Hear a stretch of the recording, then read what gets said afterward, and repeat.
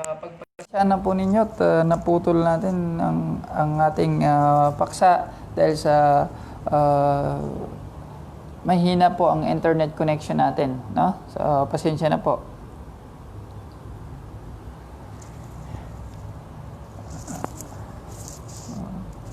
Okay, to be continue po. May isang hadith na naiulat si Hussein bin Abdurrahman.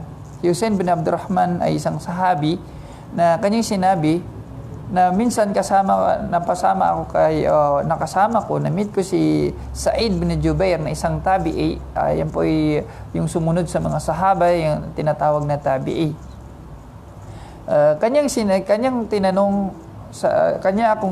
Tinanong niya ako, who among you, sabi niya, sino sa inyo ang nakakita ng shooting star noong kagabi?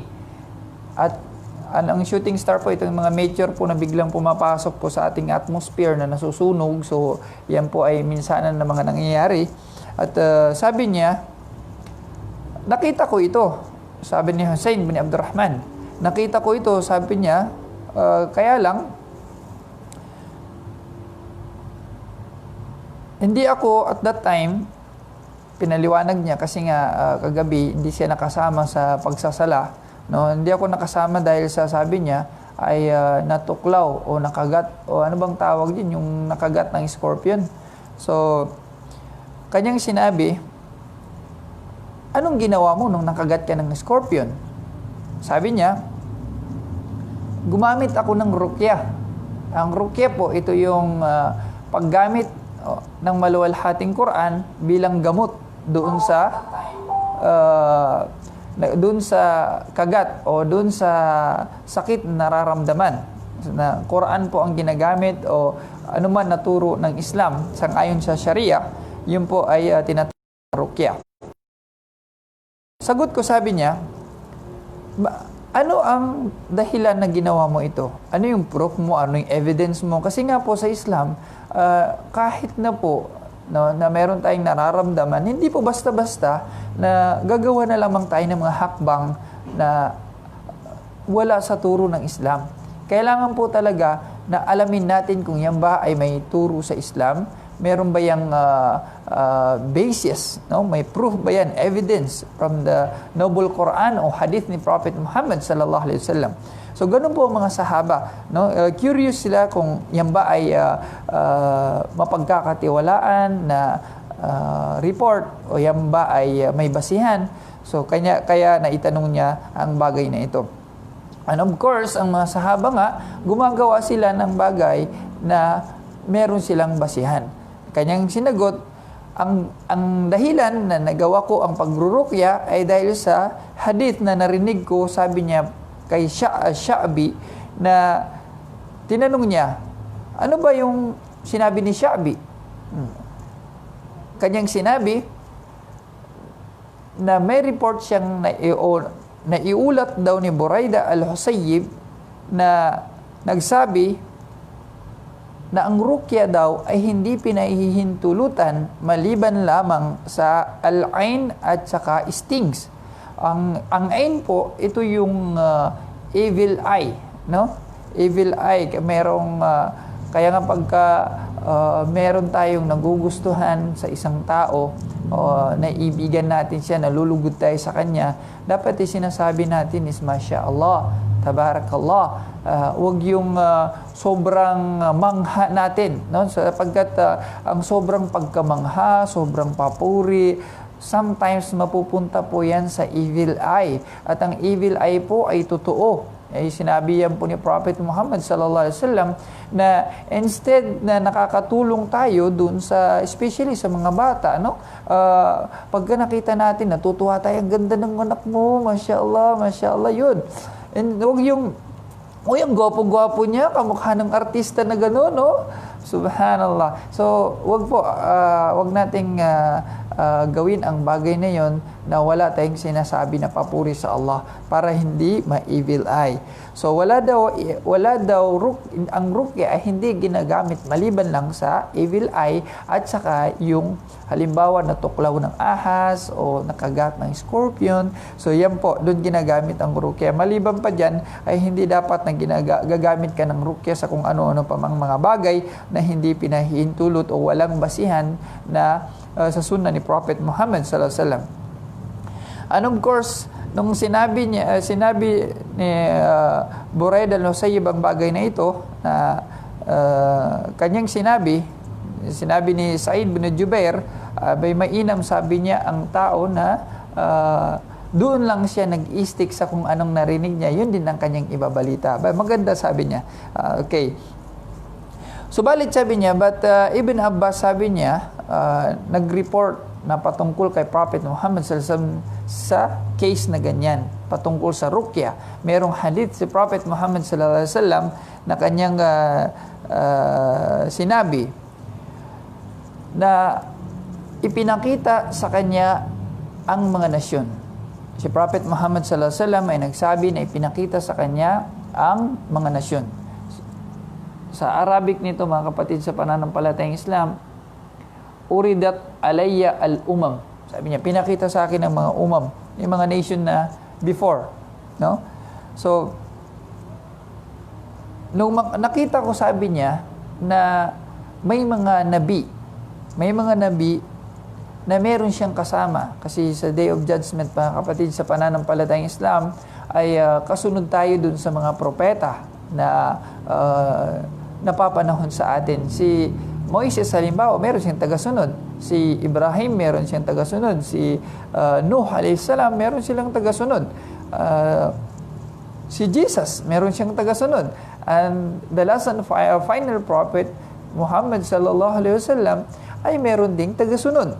So, sa kabilang buhay, ang bawat nasyon ay susunod sa kanilang mga propeta para sila ay anong tawag dito, yung sila ay tatanungin, no, kung sila ba ay sumunod sa Allah at sumunod sila dun sa sugo na ipinadala sa kanila. So i-brought up sila sa kumbaga ikokorte sila, no, sa Allah subhanahu wa ta'ala kung sila ba ay sumunod o hindi. Na kung kaya napakahalaga, napaka-importante po na ang bawat isa sa atin, titingnan niya kung sinong propetang napapanon sa kanya. And this time of us ay panahon na ni Prophet Muhammad, na kung kaya ang isang Hudyo ay tatanungin kung sumunod siya kay Prophet Muhammad, ang isang Kristiyano ay tatanungin kung sumunod ba siya kay Prophet Muhammad, because this is the time of Prophet Muhammad.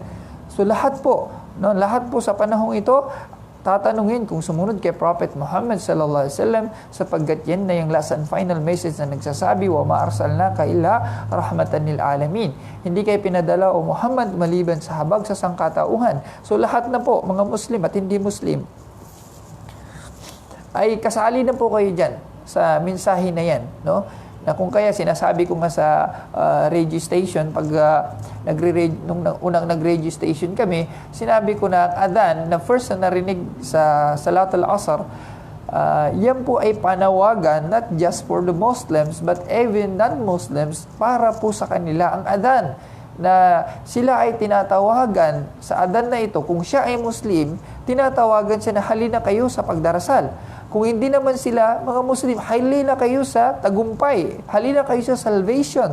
And salvation is through following Prophet Muhammad and doing kung ano ang kanyang sunnah way, no? Yun ang dapat gawin natin. Kahit sino po, no? Not just the Muslims ang tinatawagan sa call to prayer, but even the non-Muslims, it always reminds them that the greatest of all is no other than Allah. Kaya pag sinasabing Allahu Akbar, everyone must listen. No? Pag sinabing Allahu Akbar, Allahu Akbar, ang panawagan na yan to all people, to all nation, to all, even the mankind and the jinkind, sila'y pinananawagan po ng Allahu Akbar. Allah is the greatest, because there are some people until now that they were worshiping other gods. They were worshiping human being, worshiping stones, worshiping trees, no? Sumasamba sila sa kung ano-ano na lamang. May sumasamba sa baka, sumasamba sa apoy, sumasamba sa libingan. So, subhanallah. That's why Allahu Akbar must be pronounced every day to remind people that the only greatest of all is no other than Allah subhanahu wa ta'ala. The only one who can save us is Allah subhanahu wa ta'ala. The only one could forgive our sins is no other than Allah. So mga kapatid, sa pananampalatayang Islam, napakahalaga po ng paksa na yan. So may mga nabi na mayroon silang dala-dala na kanyang mga tagasunod na mangilan-ngilan. At meron mga nabi pa na ang kanyang kasama lamang ay isang tao na sumunod lamang sa kanya. Subhanallah. Isang tao ang maaaring sumunod sa kanya o di kaya dalawang tao. Allahu Akbar. Tingnan niyo mga kapatid. Hindi tinitingnan na ang isang tao ay nasa tama kung marami siyang follower. No. Ang mahalaga na nasa tama ka. May follower ka o wala. Kung ikaw ay nasa tama, yan ang importante. Hindi tinitingnan, ay patunay yan na tama siya kasi meron siyang follower. No. Even ang mga mali ang paniniwala, dami nilang followers. Dami nilang sumusunod sa kanila. Ang daming nakikinig ng kanilang mga lecture. Even though ang kanilang message is napakalayo sa katotohanan. But still, maraming sumusunod sa kanila. So it doesn't mean na kapag maraming sumunod sa iyo, it doesn't mean na kapag maraming sumunod sa iyo ay ikaw na ay nasa katotohanan, no? So nakita ko rin, sabi niya, may maraming nasyon, no? Maraming nasyon na sumunod sa kanilang propeta. At nung alamin niya ito, yung pala ito ay kaum ni Musa alayhis salam. Subhanallah. Sensya na pa kayo, medyo sinisipot tayo. Subhanallah. So, nakita niya na si Musa alayhis salam ay maraming tagasunod. Possible, mashallah, sa time ni Musa alayhis salam, marami ding sumunod sa kanya sapagkat napaka-strong po ng faith ni Musa alayhis salam. Alhamdulillah. We just need to drink some water, no? Sorry po. Medyo nawawala ang boses natin. Pag naghalo kasi ang lamig at saka ang init, ito pong resulta. So I hope na hindi maapektuhan yung boses natin para marinig po ng maayos, no? Thank you very much.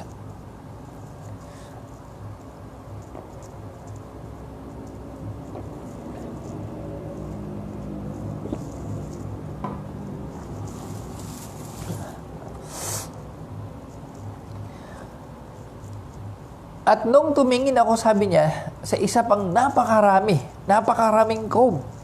At sinabi sa akin na ito yung kaum mo. Hadihi ummatuk wa ma'ahum 70,000 yadkhuluna al-jannata bighairi hisabin wala adab. Allahu Akbar.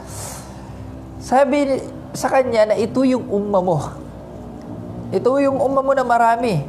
At ilan sa kanila ay 70,000. Pakinggan niyo po ng maigi. 70,000 na tagasunod ni Prophet Muhammad sallallahu alaihi wasallam na papasok sa paraiso. Allahu Akbar. Hingin natin sa Allah subhanahu wa ta'ala mapabilang tayo dito, mga kapatid. Subhanallah. Napaka-importante nitong 70,000 na to. Meron sa kanila na 70,000 na papasok sa paraiso. Not just mapasok sa paraiso, bighairi hisabin wala adab. May mga papasok sa paraiso na dadaan mo na sa nar, dadaan mo na sa impyerno, susunugin sa impyerno. Nawa iligtas tayo ng Allah subhanahu wa ta'ala. Lilinisin mo na sa impyerno. At itong mga taong ito, 70,000, no, na hindi na sila makakatikim pa. Never na silang makatikim ng impyerno. Never na silang masusunog. No, 70,000 of them, no, na hindi na dadaan sa pagkasunog at hindi na sila pahihirapan pa. Na wala nang question sa kanila na pahirap, no? Mga kapatid sa pananampalatayang Islam. Pagkatapos banggitin ni Prophet Muhammad sallallahu alaihi wasallam, umalis siya at bumalik siya sa kanyang tahanan, nagpahinga. Ang nangyari, yung mga taong natira, nag-usap-usap sila. Nagtatanungan sila sa bawat isa. Sino kaya ang 70,000 na iyon? Ilan sa kanila sabi nila, baka yung mga sahaba, yung mga kasama ni Prophet Muhammad sallallahu alaihi wasallam, among those 70,000. Sabi naman ng ilan, sabi nila baka yung mga ipinanganak talaga sa Islam, no? Yung bata pa lang sila, nasa Islam na sila hanggang sa huling hininga at sandali ng buhay nila ay nasa Islam lamang sila. So, yun ang sinabi ng ilan. At that moment, ang Prophet Muhammad sallallahu alaihi wasallam ay lumabas. At kanilang binanggit sa kanya ang kanilang pinag-uusapan. So, ang sagot sa kanila ni Propeta Muhammad sallallahu alaihi wasallam, ang 70,000 na yaon, pakinggan po natin ng maigi sapagkat ito po yung napaka-importanting malaman natin. Ang 70,000 na yaon, ang kanilang mga katangian ay mga sumusunod. Una, sabi ni Propeta Muhammad sallallahu alaihi wasallam, sila yung mga tao na la yastarkun. Ibig sabihin na la yastarkun, hindi sila gumagamit ng ruqyah. Hindi na sila, kapag nasaktan sila, mayroong nangyari sa kanila, hindi na sila gumagamit pa ng ruqyah. Pinapasa Allah na lang nila, "Oh Allah, ikaw nang bahala sa buhay ko. Binigay ko ng sarili ko sa iyo. Bahala ka na." So, may mga tao, hindi natin masisisi, no? Sa lakas ng faith. Sa lakas ng faith na wala nang pakialam ko. Hindi ko na kailangan na gamutin pa ako. No, halimbawa, nasa landas ng pakikibaka sa landas ng Allah subhanahu wa ta'ala, meron na halos mamatay na gusto nilang gamutin. Sabi, wag na akong gamutin. Hindi na kailangan. Mas gusto kong makaharap ang aking nakilang tagapaglikha. Subhanallah, may mga taong ayaw na nilang gamutin sila, ayaw na nilang... Ito'y iman. Ito'y iman ng mga tao na magkakaiba-iba. Para bang ang Islam ay nagtuturo ng kapag ikaw ay nagbibigay, katamtaman, huwag sumusobra, huwag naman nagkukulang. So, mga kapatid sa pananampalatayang Islam, kung titingnan natin si Abu Bakar radhiyallahu an, halos lahat ng kanyang yaman ay binigay na niya. Sinadaka na niya kanyang yaman sa landas ng Allah subhanahu wa ta'ala. Hindi naman siya kinwestiyon ng Allah. Hindi rin siya kinwestiyon ni Prophet Muhammad sallallahu alaihi wasallam. Walang wahi na bumaba para sabihin, "O Abu Bakar, hindi po pwede na sobrang magbigay. Hindi po pwede na ibigay mo na ang lahat, na wala kang titira sa pamilya mo, wala kang titira sa mga anak mo, wala silang kinabukasan." Walang question sa kanya na gano'n. Hindi rin siya kinwestiyon ni Prophet Muhammad sallallahu alaihi wasallam. Ngunit papuri pa sa kanya. No? So, ang iman ng mga tao, iba-iba.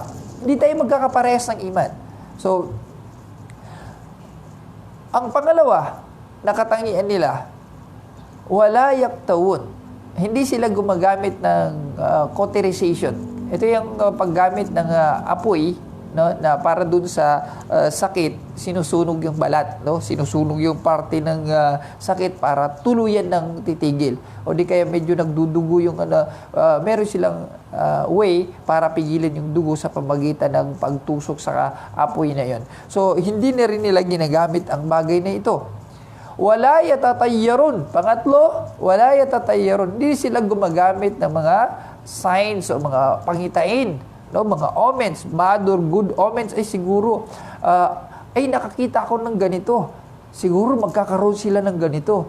Uy, nakita ko ng ganito, may ganoon, siguro may mangyayari sa kanya na masama. Siguro baka mapahamak siya. So, hindi po sila gumagamit ng mga bagay na ito na may mga pangitain. No? Hindi nila po yan ginagamit. Wa ala rabbihim yatawakkalun. At sa kanilang Rabb, doon sila nagtatawakal. Doon sila, binibigay nila ang full confident, trust sa Allah subhanahu wa ta'ala. Na, "Oh Allah, ikaw nang bahala sa buhay ko. Binigay ko na ang sarili ko sa iyo. Sinurrender ko na ang sarili ko sa iyo." So, ganun sila mga kapatid. At yan ay in-encourage ng Allah na tayo magtawakal sa Kanya. By doing, of course, ang means. Pagkat sabi ng Allah, pagkatapos yung magdasal, ay lumabas kayo at maghanap buhay. So hindi pa pwede magtawakal naman tayo, abay mag-upo na lang ako sa bahay at antayin kung kailan magkaroon ng bigas at baka may maghatid sa akin ng isda at gulay. So wag po, no? Maghanap buhay tayo, pero kapag wala tayong nakita, wala tayong nakuha at that moment, at that time na kailangan tayo, so magsabar, no? Magsabar tayo at dua pa rin natin sa Allah subhanahu wa ta'ala. At pagkatapos nun, nasa gathering sila at that time. No? Pagkatapos nun, biglang tumayo ang isang lalaki na ang kanyang pangalan ay si Ukasha bin Mihsan. Kanyang sinabi, ipagdua mo sa Allah.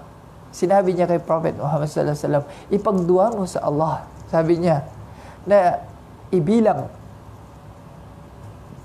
ipagdua mo sa Allah na ibilang ako sa kanila. Allahu Akbar. Mga kapatid, sa pananampalatayang Islam, dapat sa bawat isang mananampalataya, na ganito sila ang pakiramdam. Hinahabol lagi yung salvation. Hinahabol ang paraiso. Hindi, kapag pinag-uusapan ng paraiso na para bang baliwala lang sa atin, na para bang yung pangako ng Allah sa Quran, hindi totoo. Yung pangako ng Rasul sallallahu alaihi wasallam, hindi totoo. Feeling natin na hindi totoo unless na makita ko. No, kahit hindi natin nakikita, totoo yan, kapatid, sa pananampalatayang Islam. By evidence sa Quran at Sunnah ni Prophet Muhammad sallallahu alaihi wasallam na strong na until now, na hindi mapapantayan na teaching ninuman na nagpapatunay lamang ng katotohanan ito, at ang mga prophecies na nandito na nangyari na at mga mangyayari pa na nakikita natin sa panahon natin, nagpapatunay lamang na totoo. So pag sinabi ni Prophet Muhammad na may paraiso, mayroong impyerno, totoo po yan, mga kapatid. Walang pagdududa sa isang Muslim. Yan yung tinatawag na paniniwala sa ilmul ghaib. Ang isang mu'min naniniwala sa ilmul ghaib. Ilm doon sa bagay na hindi mo nakikita. Ipagdua mo sa Allah na ibilang ako sa kanila. Ipagdua rin natin sa Allah, mapabilang tayo. Allahumma amin. Qala anta minhum. Subhanallah. Ang Rasul sallallahu alaihi wasallam, nang namakita niya si Ukasha bin Mihsan na nagmadali na makuha yung biyaya na yaon, sabi niya, kasama ka sa kanila. Allahu Akbar. Ito ay bushra, ito ay good news kay Ukasha bin Mihsan na siya'y kabilang sa mga tao sa paraiso. Mapapabilang siya dun sa mga tao sa paraiso. By shahada ni Prophet Muhammad sallallahu alaihi wasallam, nung kanyang sabihin na ikaw ay kasama sa kanila. Allahu Akbar. Buhay pa siya, nandun na ang assurance, guaranteed na sa kanya ang paraiso. Allahu Akbar. At samantalang tayo, still we do not know what will be our future. May Allah subhanahu wa ta'ala protect us all. Amin. Matapos si Ukasha, ito yung nakakatawa, mga kapatid. Bakit? Nung matapos si Ukasha, biglang tumayo na naman ng isang lalaki. Sabi niya, Rasulullah, sabi niya, ako rin, pagdua mo sa Allah na mapabilang ako dun sa kanila. Anong sabi ng Rasul sallallahu alaihi wasallam? Ito yung madalas sabihin kapag naunahan ka sa isang bagay, na yung bang nagpapahuli ka, no? Naghahantay ka pa kung kailan gagalaw ang mga tao, saka gagalaw. Naghahantay ka pa kung kailan ka pa itutulak, no? Pagka meron ng kabutihan, tahimik ka muna. Hindi mo sinusunggaban yung chance, hindi mo ginagrab yung opportunity. So, nung may sumunod ka agad kay Ukasha, nang nakita niya na merong favor na ibibigay ang Prophet Muhammad sallallahu alaihi wasallam, sabi niya, sabaka kabiha Ukasha, naunahan ka na ni Ukasha. Subhanallah. O nga, naunahan na tayo ni Ukasha, pero hinihiling pa rin natin sa Allah na hindi tayo huli. Hindi tayo mahuli sa kanyang rahma, sa kanyang habag at awa, pagmamahal sa atin. Amin. Mga kapatid, sa pananampalatayang Islam, yan po yung kabuuan ng ating paksa na nagpapahiwatig po ang hadith na ito ng buong tiwala natin sa kaisahan ng Allah, na lahat ay ibinibigay natin sa Allah. At hindi naman ibig sabihin na hindi na tayo gagawa ng hakbang. Ito po ay mga masasabi natin na iba sila, no? Iba sila sa mga ilan sa mga mananampalataya, talagang mataas ang level. So, kanya-kanyang level tayo. So, ang level natin, kung saan tayo naroroon, pag-ibayuhin natin, patatagin natin. Kung sila nakaabot sa ganun na punto, so, nasa sa atin pa rin, no? But ang Allah subhanahu wa ta'ala, binigyan tayo ng pagkakataon, freedom, na gumamit ng hakbang, gumamit ng paraan na kapag may sakit ka, walang problema, bumili ka ng gamot, no? Bumili ka ng gamot sa pharmacy, sa drugstore para magamot yung sakit na nararamdaman mo, sapagkat yan ay inallowed ng Islam. But kung umiinom tayo ng gamot, hindi ibig sabihin yung gamot natin ang gumagamot sa atin. But this is just an instrument, no? Pagka nagpa-doktor tayo, hindi ibig sabihin si doktor ang nagpagaling sa atin, kundi they were just an instrument made by Allah subhanahu wa ta'ala to cure us. But the one who cure us is no other than Allah. And that's why even the doctors, they cannot defend themselves from the sickness. Hindi rin nila kayang pigilan ang kanilang sarili if the time of death comes to each and one of them. So, even sila, hindi nga nila mapigilan ng kamatayan. Hindi rin nila mapigilan ng sakit sa kanila. So, patunay lamang na hindi doon ang buong tiwala natin, kundi ang buong tiwala ay nandun sa Allah subhanahu wa ta'ala, na siya yung makapangyarihan sa lahat, na wala ng ibang may kakayahan pa na gamutin tayo, kundi siya lamang. At mag-ingat tayo sa pamamaraan ng paggagamot natin o paghingi natin ng instrument, na baka yung tiwala natin ay nandoon na.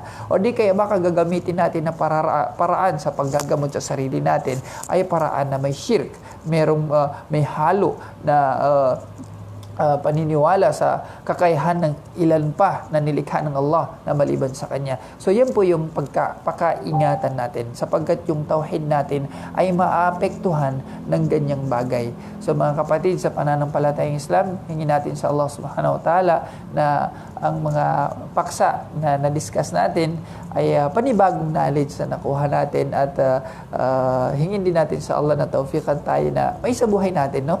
Yung tiwala natin sa kaisahan ng Allah ay manaig at magiging matataglaw-nawa ang iman natin, no, na mananatili tayo sa faith natin na ito na Islam, sa kaisahan ng Allah subhanahu wa ta'ala, at ang pagsunod natin kay Propeta Muhammad sallallahu alaihi wasallam hanggang sa ating huling hininga, na ang maging last and final words na ma-utter natin, mabigkas natin, is no other than La ilaha illallah Muhammad Rasulullah sallallahu alaihi wasallam. So hanggang dito na lamang mga kapatid. Maraming salamat po sa ating mga taga-subaybay, sa ating mga mag-aaral. At kung meron po kayong mga katanungan, mag-PM lang po kayo o mag-comment kayo, no, para inshallah ta'ala sa panahon ng Q&A ay mabigyan natin ng time na ma-discuss natin ang mga bagay na ito sa abot ng ating kakayahan. At kapag inshallah ta'ala, pagka medyo mataas naman at hindi natin alam, ay maidudulog natin doon sa mga mas maalam at mabigyan nila tayo ng mas malinaw ng kasagutan. Na kung kaya, huwag kayong mag-atubili. Mahalaga ang pagtatanong. Mahalaga ang pagsasaliksik ng kaalaman. We do not pretend to know everything. No? Huwag tayo mag-pretend na we already knew everything. Still, marami tayong hindi alam. Even the ulama, the ustads, marami rin silang mga hindi pa alam. Na kung kaya ang knowledge is a continuous process of learning, no? Para ma-acquire talaga natin yung pinaka-beneficial knowledge at manatili ito sa atin. Then, by the tawfiq of Allah subhanahu wa ta'ala, na may sasabuhin natin inshallah ta'ala. So maraming salamat po muli sa inyong pagsubaybay, mga butihing mga mag-aaral, at sa mga sisters natin na sumali. Thank you very much sa pag-join po sa ating lecture, and we hope na you benefit from it. And please encourage po mga pamilya natin, mga kakilala natin to hear from this lecture, para magkaroon po rin din sila ng pakinabang at reward when they act upon the teaching of Islam inshallah ta'ala. So hanggang dito na lamang po. Maraming salamat. Wassalamualaikum warahmatullahi wabarakatuh. Subhanakallah wa bihamdik, asyhadu an la ilaha illa ant, nastaghfiruka wa natubu ilaik.